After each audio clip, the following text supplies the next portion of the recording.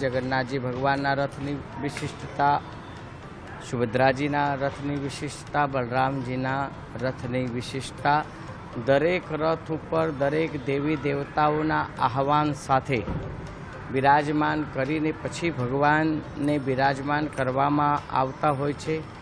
अने रथनी विशेषता भगवानना काष्ठना लाकडाना आ रथ बनाववामां आवता होय छे। दर वर्षे एना पैडाओमां पण चेन्जीस करवामां आवती होय छे।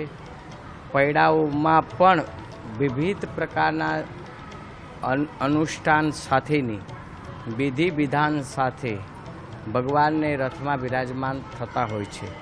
भगवान जगन्नाथजीना रथ ने स्पर्श करी अने जेवी रीते के एना दर्शन मात्रथी अनेक जन्मोना पापोनो नाश थई जतो होय छे, एवी भगवान जगन्नाथजीना रथनी अने एमना दर्शननी खूब महत्वता रहेली छे।